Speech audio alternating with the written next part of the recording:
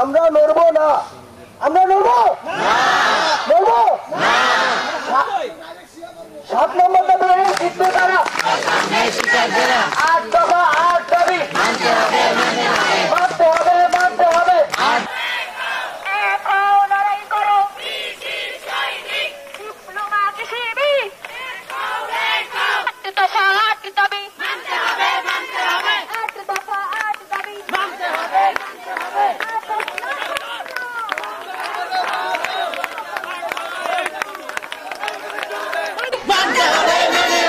8 দফা 8 দাবি মানতে হবে মেনে নাও।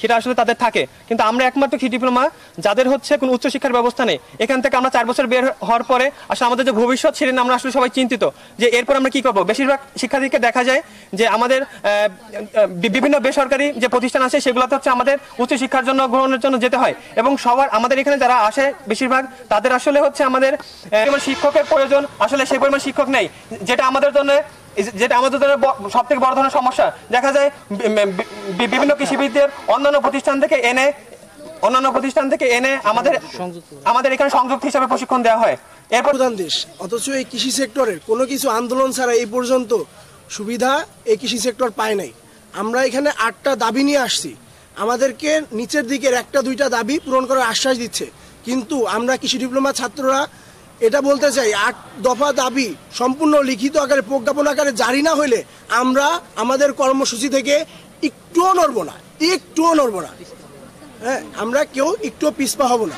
আমাদের 8 দফা দাবি, সম্পূর্ণ 8টা দফা দাবি প্রজ্ঞাপন আকারে জারি করতে হবে, কারণ এখানে একটা দাবিও নেই যে আমাদের এখানে উচ্চশিক্ষার সুযোগ ওইভাবে থাকার না কারণে আমাদের এই কৃষি ডিপ্লোমাটাকে অনেকে নিম্নভাবে দেখে, যার কারণে এখানে অনেকে শিক্ষা গ্রহণ করতে আসতে চায় না।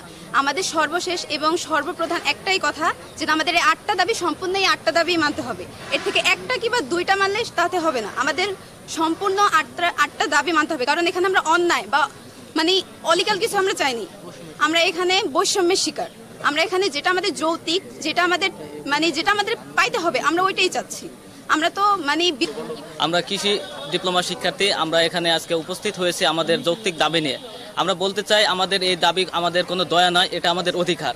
আমাদের অধিকার আদায়ের লক্ষ্যে আমরা আমাদের এই দাবি বাস্তবায়নের লক্ষ্যে আমরা মাঠে নেমেছি। তো আমি বলতে চাই আপনাদের প্রিন্ট মিডিয়ার মাধ্যমে যে আমাদের এই দাবি যৌক্তিক দাবি পূরণ না হওয়া পর্যন্ত আমাদের সংগ্রাম চলবেই। তো আমি আপনাদের মাধ্যমে অন্তর্বর্তী সরকার প্রধান ডক্টর ইউনূস সাহেবকে বলতে চাই যে আমাদের এই দাবি মেনে আমাদের অতি দ্রুত আমাদের ক্লাসে ফেরার জন্য ব্যবস্থা করুন, না হলে আমরা এর থেকেও কঠিন কর্মসূচিতে অবস্থান করব।